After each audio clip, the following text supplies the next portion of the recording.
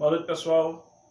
Como eu falei anteriormente, hoje não tivemos a aula online. Eu decidi gravar um vídeo com a continuação do nosso conteúdo para que dê oportunidade também aos alunos que não estão podendo participar das aulas online de, no momento oportuno, que tiver o seu tempinho, assistir o vídeo que eu vou postar e acompanhar a nossa disciplina.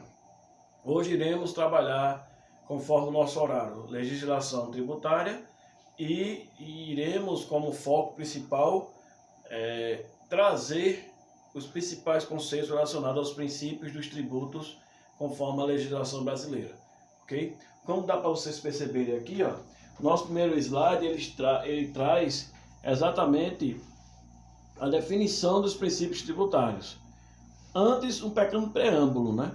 A necessidade de recursos por parte do Estado para realizar suas funções públicas é ilimitada. Dessa forma, o legislador constituinte, quando eu digo legislador constituinte, é o que fez a Constituição do Brasil, criou proteções aos contribuintes, chamadas de limitações ao poder de tributar. Conforme está descrito, o Estado precisa de fato de arrecadar recursos para fazer a máquina pública funcionar e, dentro do funcionamento da máquina pública, exercer sua função social, certo? Mas a Constituição brasileira, ela, dentro do seu próprio texto, ela impôs limites no poder de tributar do Estado para evitar arbitrariedades, para evitar que o Estado cobre dos contribuintes tributos muito altos ou sem qualquer tipo de legalidade. É uma forma de proteção do cidadão para evitar o poder, ditatorial que o Estado poderia exercer se não tivesse essa proteção constitucional. Então, dando prosseguimento, as limitações se dividem em dois grandes grupos, que são os princípios tributários e as imunidades.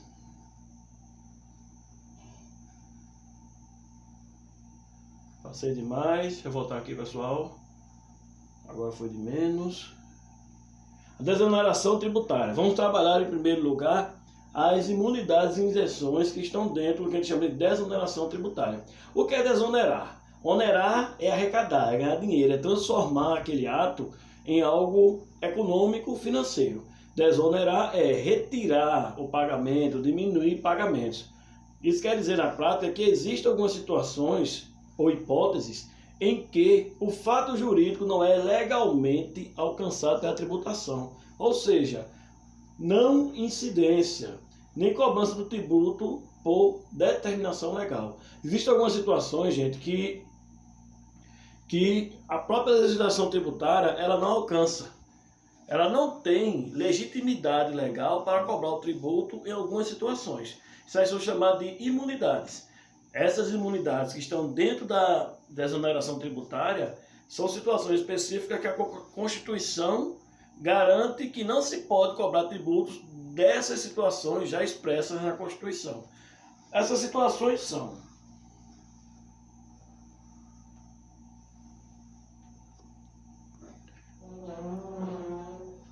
são imunes aos impostos, tá? A União, os estados, o Distrito Federal e os municípios, em relação ao patrimônio, renda ou serviços uns dos outros, Toda vez que os entes da federação precisarem prestar serviço um para o outro, não é cobrado tributos, uma vez que eles são, corresponsáveis pela administração, instituição dos tributos de modo geral, então eles não podem cobrar entre si. Além disso, os templos religiosos de qualquer culto também são imunes aos tributos. O que quer dizer algo imune ao tributo? Como eu falei, a legislação tributária não alcança eles, não existe requisito legal que faça o legislador cobrar tributo dos templos religiosos de qualquer religião. Os partidos políticos também são imunes a qualquer tipo de tributo, não pagam os tributos. Os livros, os jornais, os periódicos e o papel destinado à sua impressão, certo? Primeiro, a Constituição traz, diante da garantia do culto religioso, que prega o artigo 5º e 6º da Constituição. Os partidos políticos está dentro dos fundamentos do pluralismo político que tem a Constituição Nacional. E os livros, jornais, eles são imunes porque dá ao cidadão a garantia de expressão, ou seja, a liberdade de expressão. Dando continuidade ao nosso conteúdo, nós vamos olhar aqui a parte da isenção. É diferente de imunidade, tá? Na imunidade, a lei nem chega até aquelas instituições, que são os partidos políticos, os entes da federação em serviços entre eles. No caso também, os periódicos, jornais, revistas, etc. Certo? Eles são imunes ao tributo. O tributo não considera eles para efeito de cobrança de impostos. Já a isenção consiste na dispensa da cobrança do tributo devido em circunstâncias determinadas em lei. Ou seja, o Estado ele tem a prerrogativa de cobrar aquele tributo, mas por questões estratégicas ou questões diversas em termos da administração pública, ele decide abrir mão de parte ou de totalmente o valor que seria cobrado. Temos algumas situações de isenção da cobrança do tributo ICMS, por exemplo. O ICMS, já falei em sala de aula, a grosso modo, é o Imposto sobre Circulação de Mercadoria e Serviços.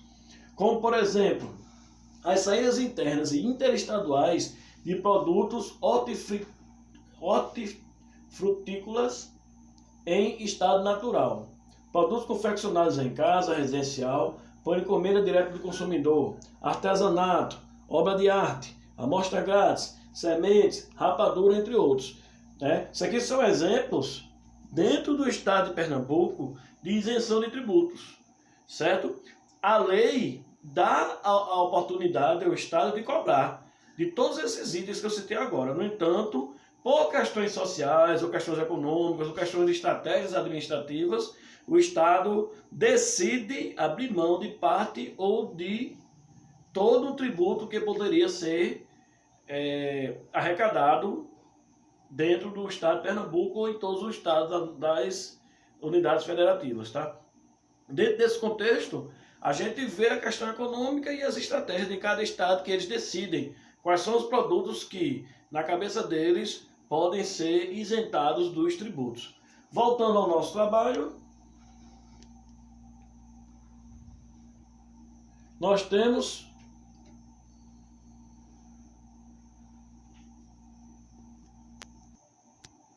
agora sim, esse slide é que nós vamos trabalhar no de hoje, o que estava vai ficar para os próximos episódios. Também existe dentro do processo de isenção ou de você abrir mão de parte dos tributos, o que a gente chama de redução de base de cálculo do imposto. Outras formas de dispensa, como eu falei, de parte do seu pagamento dos tributos, ocorre quando o imposto não é calculado sobre o valor total da operação, mas sobre uma parte dela, certo? Em algumas situações, o Estado decide que você não vai pagar o tributo baseado no valor total daquela operação que ocorreu, daquela venda ou daquela situação de rendimentos. Você vai pagar sobre uma porcentagem daquele valor, certo? Isso é o que a gente chama de redução da base de cálculo. Supondo que você compra alguma mercadoria no valor de R$100, por exemplo, se o Estado decidir reduzir a base de cálculo em 60%, o que é que vai acontecer? Você só vai pagar os impostos, os tributos, baseado em R$40, porque 60% do valor do que você comprou, o Estado abriu mão. Tá? Vou trazer aqui mais um exemplo concreto dentro do Estado de Pernambuco, lembrem-se disso. Nas saídas promovidas por estabelecimento industrial ou produtor de componentes da cesta básica, feijão, charque, farinha, etc., o ICMS é calculado reduzindo-se a base de cálculo para 41,18% do valor da operação. Isso quer dizer o que na prática? Que toda vez que tiver circulação ou venda de produtos da cesta básica para a montagem, certo, da própria cesta, o imposto ele é reduzido em 41,18% para poder se alcançar o valor a ser pago para o Estado. Isso aqui a gente chama de redução da base de cálculo. repartição das receitas tributárias. Nosso próximo item, ele traz, né, o resultado da arrecadação do Estado diante dos seus tributos. Lógico que nós temos separação das entidades do Brasil. Nós temos o governo federal, que é chamado União, nós temos os governos estaduais, como vocês já conhecem, são todos os estados da federação, além do Distrito Federal, e nós temos os 5.000 municípios, mais de 5.000 municípios dentro do Brasil. Então, tudo que é arrecadado tem que ser distribuído, conforme diz a Constituição, para que todos esses entes federativos consigam também fazer a sua função social, não só o governo federal. Então, essa distribuição dos estados, ela é prefixada na Constituição e ela tem que ser seguida à risca. É por isso que você já deve ter ouvido muito falar do famoso FPM, que é Fundo de Participação dos Municípios. O FPM ele vem exatamente dessa questão da repartição dos tributos conforme a Constituição. Vamos entrar em detalhes, tá? O atual sistema tributário, em razão de suas peculiaridades inerentes aos principais tributos, permite que a União reparta um percentual das suas receitas com os estados e municípios, como eu falei. Parte das receitas dos estados também é repartida com os municípios. Dessa forma, a lei garante essa repartição que eu vou trazer para vocês conforme o slide. O ICMS, que é o Imposto sobre Circulação de Mercadorias e Serviços, ele é um imposto de competência estadual. Da sua arrecadação, 25% pertence aos municípios, sendo o principal critério para a sua repartição o volume de vendas efetuadas no município. Então, tudo que é arrecadado no estado de ICMS, ele é repartido para os municípios, 25% desse valor, certo? Proporcionalmente à quantidade de vendas de cada município. Então, os municípios que vendem mais, que têm mais consumo de mercadorias, vão ter um repasse maior, os que vendem menos vão ter um repasse menor, certo? É por isso que acontece, por exemplo, na nossa região, de uma cidade como Camutanga, que é pequena, que tem uma população de cerca de 10.000 habitantes, receber uma distribuição de ICMS muito maior do que outros municípios de maior população. Por quê? Porque ele arrecada muito mais ICMS por causa do trabalho da usina lá, que termina arrecadando muito. Então, a proporção que vem desse imposto para os municípios é proporcional à quantidade de vendas de cada um, certo? O próximo é o IPVA, que é o Imposto sobre Propriedade de Veículo Automotor. Todo mundo conhece o IPVA, né? 50% do que o Estado arrecada com esse imposto é repartido com o município, onde o veículo foi licenciado. Então, se você emplacou o seu veículo no município de Timbaúba, por exemplo, ao pagar seu IPVA, 50% do valor volta para o município de Timbaúba, certo? O ITR, que é o Imposto Territorial Rural. 50% do imposto de sua arrecadação é transferido pela União aos municípios, em cujo território estiver localizado o imóvel rural. O ITR é um imposto federal que recai sobre imóveis rurais. Quando você tem terreno, tem imóveis rurais, certo? Você paga o ITR. Ao pagar, você tem a sua terra registrada em determinado município, a União repassa para esse município uma parte, ou no caso 50% desse valor pago. Dando continuidade, o Imposto de Renda e IPI, o primeiro item aqui, 47% da arrecadação desses impostos, a União divide da seguinte forma. Como é dividido 47% do valor desses dois impostos federais, importantíssimos. 21,5% formam o FPE, o famoso FPE, que é o Fundo de Participação dos Estados, para dividir entre as unidades federativas. 22,5% destinam-se ao Fundo de Participação dos Municípios, o FPM, que representa a principal fonte de arrecadação da maioria dos municípios. Nós sabemos bem o que é isso, né? Nós aqui do interior de Pernambuco, existem muitas queixas, né, dos nossos gestores em relação à diminuição do Fundo de Participação do município. Isso ocorre por quê? O imposto de renda está ligado a rendimentos, né? A variação de rendimento dos contribuintes, pessoa física ou jurídica, e o IPI está ligado ao consumo, que é o imposto sobre produto industrializado, está ligado ao consumo. Então, quando existe alguma crise, que é o que está passando, por exemplo, com o coronavírus, diminui a arrecadação desses dois tributos, uma vez que a renda diminui e o próprio consumo diminui. Então, em consequência disso, os municípios também recebem menos de parte da arrecadação. Como eu estava dizendo, os últimos 3% do rateio do IR e do IPI integram os programas de financiamento do setor produtivo das regiões Norte, Nordeste e Centro-Oeste, destinam-se exclusivamente para o desenvolvimento dessas 3 regiões do país.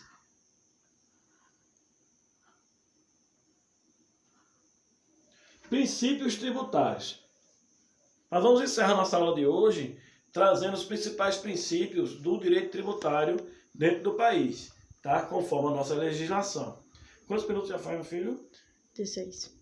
Pronto, temos tempo ainda, vamos trazer com calma esse último slide aqui, que ele é primordial para o entendimento dos tributos que virão pela frente. É importante que vocês tomem nota, né, do que eu vou trazer, porque eu vou pedir para vocês futuramente que vocês façam um resumo dos principais tributos, né, que envolvem o nosso país. Então, voltando, vamos lá prestar atenção, pessoal. O primeiro deles é o princípio da legalidade, que é o artigo 150, primeira parte, tá? Legalidade, o que quer dizer legalidade? Para a gente entender direitinho, a gente pode pegar aqui, ó, a palavra, ó, e quer que sobra aqui a palavra legal. O que quer dizer isso? Toda instituição e apuração, além da administração dos tributos, eles só podem ser feitos se tiverem lei escrita. Por isso que traz o princípio da legalidade. Tem que existir lei escrita para isso, tá? Existem algumas exceções, lógico. E as exceções nós iremos trabalhar com calma na nossa próxima aula, tá? Mas, de modo geral, todos os tributos só podem ser instituídos se tiver uma base legal, se tiver uma lei escrita que fale sobre isso, tá? Princípio da isonomia. Isonomia, igualdade. Quer dizer que todos os tributos, eles devem ter no seu bojo, né, ter na sua estrutura, tá, o princípio de igualdade entre os contribuintes. Eu não posso tratar contribuintes em situações iguais de forma diferente. Exemplo, eu compro uma camisa dentro do estado de Pernambuco, tá? E outra pessoa qualquer também compra exatamente a mesma camisa, exatamente no mesmo local, pelo mesmo preço dentro do estado de Pernambuco, certo? Então, pelo princípio da isonomia, eu não posso pagar mais tributo do que a pessoa que está exatamente na minha situação. Eu não posso, por exemplo, em cima da minha compra, pagar 25% de tributo e a outra pessoa que está exatamente na mesma situação pagar 15%. Isso é o que diz o princípio da isonomia, tá? Situações iguais, tratamento igual, tá? Voltando aqui, ó, princípio da capacidade contributiva, que é o artigo 145, certo? O que é a capacidade contributiva? Sempre que possível, tá? Os tributos no Brasil devem ser proporcionais à capacidade que o cidadão tem de executar o seu pagamento. Nós vimos em outras aulas que o tributo não é punição. O tributo é uma espécie de investimento, né, que o cidadão faz, que tem um retorno do Estado em situações públicas, como educação, saúde, segurança, etc. Então, se eu tiver impostos muito altos em relação à capacidade da população de pagar, eu não vou estar ajudando a população dentro da corrente, né, de contribuição para financiamento da obra pública. Eu vou estar punindo a população. Então, segundo esse princípio, do ponto de vista da lei, os tributos, sempre que possíveis, têm que ser proporcionais à capacidade de pagamento da população, certo? Sendo pessoa física ou jurídica. Voltando, Princípio da vedação ao confisco. Artigo 150 também, inciso 4. O que é vedação ao confisco? O que é confiscar? É você pegar algo, é você se apoderar de algo, certo? Esse princípio, ele é dado também pela Constituição e, infelizmente, ele é subjetivo, porque a Constituição, ele lança esse princípio, mas ele não chega a especificar como funcionaria a vedação ao confisco. Confiscar, como eu falei, é pegar. Então, do ponto de vista da Constituição, os tributos não devem ser instituídos, não devem ser cobrados, de modo que retire da população o básico para ele sobreviver em termos de direitos individuais. O artigo 5º da Constituição dá os direitos individuais, vida, liberdade, tá? Capacidade de trabalhar, etc. Tem outros itens. Então, o tributo não pode, através de impostos muito altos ou situações muito elevadas, tá? Tirar do contribuinte a possibilidade dele ter esses direitos garantidos.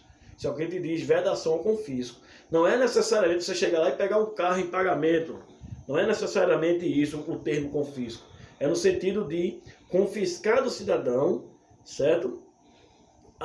Os seus direitos básicos através dos tributos, ok? Vamos para frente.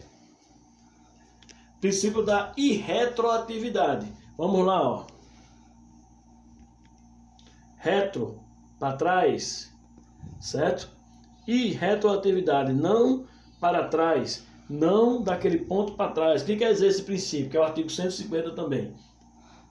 Os tributos, uma vez instituídos, eles não podem alcançar fatos ocorridos antes da publicação da lei.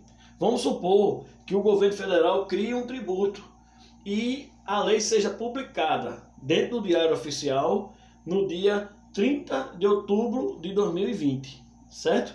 Que é o que está para acontecer, né? Porque o pessoal está aí tentando recriar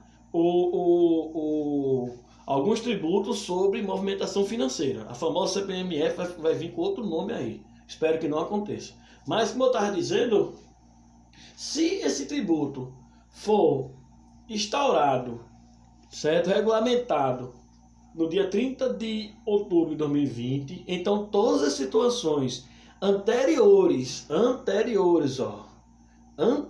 30 de outubro de 2020 não podem ser cobrados por esse novo tributo.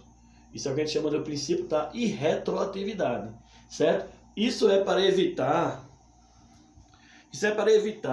que as pessoas ou o governo ele cobre tributo de situações anteriores ao que a lei está trazendo. Vamos supor que não existisse esse princípio, o que é que iria acontecer?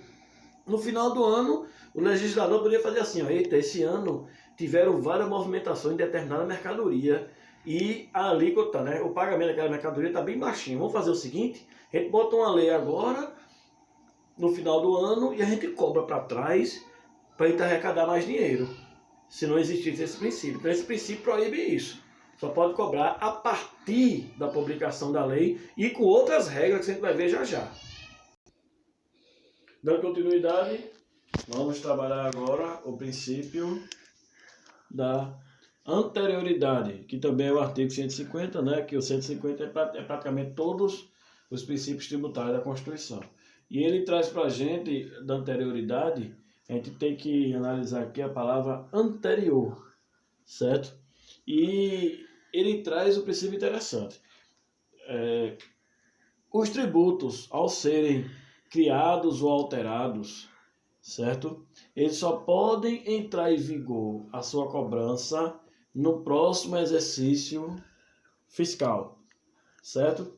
Vamos supor que o mesmo princípio, né, o mesmo exemplo, perdão, que eu falei anteriormente, do princípio ser criado, do tributo ser criado em 31/10/2020, certo?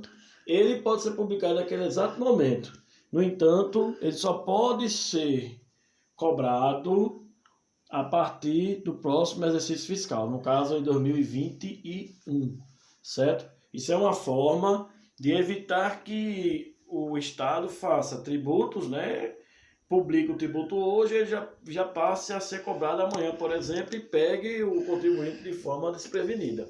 Agora, lógico, né? Como eu falei, existem exceções a esses princípios que nós estudaremos na próxima aula, como o imposto sobre importação, o imposto sobre exportação, o IOF, entre outros, tá?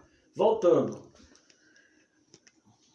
Princípio da uniformidade geográfica. Esse princípio, como o próprio nome diz, traz para a gente uma espécie de um braço, né? Do princípio da isonomia. Que ele diz o seguinte: os tributos federais, eles têm que ter o mesmo tratamento para todas as unidades do Brasil. Isso quer dizer o quê? Eu não posso, por exemplo, pegar um tributo federal e cobrar de um jeito em Pernambuco e cobrar de outro jeito no Rio Grande do Sul. Eu não posso, por exemplo, pegar o imposto de renda e cobrar mais do pessoal de Pernambuco e cobrar menos do pessoal do Pará, por exemplo. Não pode. Os tributos federais, eles têm que ser igual à sua forma de criação, de administração e de cobrança em todos os estados da federação. Esse é o princípio da uniformidade geográfica. O próximo princípio é da liberdade de tráfego. E esse princípio, ele diz que eu não posso ser impedido de ir e vir por conta de tributo. O direito de ir e vir, ele é constitucional, também está dentro do artigo 5º das liberdades individuais. Então, do mesmo jeito que a vedação ao confisco não pode impedir o cidadão de ter acesso aos seus direitos individuais, os tributos também não podem impedir o cidadão de ir e vir por conta de impostos, taxas, contribuições de melhorias, etc. Ou seja, de tributos de modo geral. O que é que isso quer dizer? Eu não posso, por exemplo, impedir alguém de sair de um estado para outro por conta de tributo, por exemplo. Mas, professor, e quando acontece aquelas situações da fiscalização pegar determinada carga de veículo e ela ficar retida? Pode acontecer de ficar retido, né? Porque para ele passar de um estado para o outro, dependendo do estado, ele tem que pagar os tributos para poder atravessar, que é o que a gente chama de impostos antecipados, nós vamos estudar mais na frente. No entanto, a pessoa física, o ser humano que está dentro daquele processo, ele não pode ser impedido de ir e vir. A carga pode até ficar, mas o cidadão não, porque você não pode impedir a pessoa de ir e vir por conta de tributos. Isso é o princípio da liberdade de tráfego, certo? Princípio da transparência, esse é bem simples, né? Os tributos eles têm que ser totalmente transparentes para a apreciação dos cidadãos brasileiros. Isso quer dizer que todo cidadão brasileiro pode e deve entender os tributos, entender o funcionamento, entender o porquê da arrecadação, para onde vai, para onde vem, certo? E isso tem que ser de forma transparente e clara para todo cidadão brasileiro ter acesso. O próximo tributo é o tributo da não cumulatividade. Esse tributo é muito famoso e nós vamos estudar muito ele, principalmente quando estivermos fazendo a apuração do ICMS. Cumulatividade vem de acumular, certo? Vem de acumular, de pegar e cobrar tributo um em cima do outro. O efeito cascata, o famoso efeito cascata, certo? Isso é proibido na legislação brasileira por esse princípio aí, da não cumulatividade. Isso quer dizer o quê? Que a Constituição garante que as pessoas que vão pagar os tributos tenham o crédito, tá? O crédito dos seus custos, do que você gastou dentro do processo produtivo. Por isso que quando você vai, como por exemplo o ICMS, quando você vai pagar o ICMS, você a cada escala, né, a cada elo do ciclo produtivo, você paga o ICMS em cima do seu lucro, da sua margem de lucro, certo? Se não existisse o princípio da não cumulatividade, o que é que iria acontecer? A cada processo, né, você iria pagar os impostos todos novamente, certo? Eu vou dar um exemplo do ciclo produtivo. Você tem um produtor, do produtor manda matéria-prima para o industrial, já é o primeiro ciclo, do industrial manda para o atacadista, outro ciclo, do atacadista vai para o varejista, outro ciclo, quando chega no consumidor final, fecha o ciclo, certo? Esse princípio diz que durante esse ciclo que eu falei, que é as atividades econômicas, o imposto não pode se repetir por situações já pagas. Porque senão iria acumular e a cada momento você iria pagar tudo de novo, tá? Não é o caso do ponto de vista teórico. Na próxima aula a gente vai ver todas as situações na prática, tá? Voltando. Princípio da seletividade. Esse princípio também diz o seguinte. Isso aqui vem de selecionar, tá? Esse princípio traz a garantia constitucional de que os impostos e tributos serão pagos proporcionalmente à sua capacidade de pagamento. Aqui a capacidade contributiva, ele é um elo da capacidade contributiva, e os produtos considerados essenciais têm que ter menos carga tributária. E os produtos considerados supérfluos têm que ter mais carga tributária. Ou seja, pelo princípio da seletividade, eu tenho que pagar muito menos tributo na cesta básica e muito mais tributo na compra de um helicóptero, por exemplo. Porque a cesta básica ela é primordial para a sobrevivência, o helicóptero não. Esse é o princípio da seletividade. E por último, e mais polêmico, o princípio non-olé, que muitos autores não trazem, né? Mas como outros trazem, eu resolvi expor para vocês como um elo a mais de conhecimento. Dinheiro não tem cheiro, né? Essa expressão significa dinheiro não tem cheiro. O que é que significa o princípio non-olé? Mesmo que as atividades sejam ilícitas, o imposto é devido, certo? Vamos supor que a Polícia Federal pegue alguma atividade ilícita do tráfico de drogas, por exemplo. Lógico, o tráfico de drogas é contra a lei, né? E quem pratica deve ser punido. No entanto, a acumulação de bens, de riqueza, tá? Daquele camarada que está praticando um ato ilícito, ele continua sendo alvo de pagamento dos tributos. Isso quer dizer que todos os tributos que não foram pagos na aquisição de riqueza, mesmo sendo através da atividade ilícita, é devido o tributo e tem que ser pago. É por isso que quando se pega o tráfico de drogas, por exemplo, os bens dos traficantes eles são penhorados, né? Eles vão a leilão. Isso é para pagar parte do que seria pago em impostos caso ele tivesse uma atividade ilícita. Isso é polêmico, é bastante polêmico, né? Nós vamos trabalhar melhor na próxima aula, mas é importante que você separe as esferas. Uma coisa é a esfera criminal, outra é a esfera tributária. Do ponto de vista da esfera criminal, né, é uma coisa. Na tributária, tudo que gera riqueza ou está dentro do ciclo do consumo deve pagar os tributos, independente da origem do recurso, se ilícito ou lícito. Tá? Voltando, esses aqui são os principais tributos. Na próxima aula a gente vai bater um papo para aprofundar um pouco sobre eles, né? Ver algumas situações práticas. Volta para mim, por favor, meu filho. E nós estamos encerrando a aula de hoje. São princípios importantíssimos que nós vamos aprofundar. Essa foi uma aula introdutória, né, sobre o assunto. Espero que vocês tenham entendido. Eu fiz com o maior carinho, de modo que, como eu falei no início, chegue também aos alunos que não estão podendo participar das aulas online. E eu irei partilhar para vocês esse vídeo e vou pedir, já estou pedindo, né, um relatório do mesmo, né? Deixe nos seus cadernos um relatório resumindo o vídeo para vocês posteriormente publicar quando estivermos com todas as disciplinas lá na plataforma. Um grande abraço, fiquem com Deus e até a semana que vem.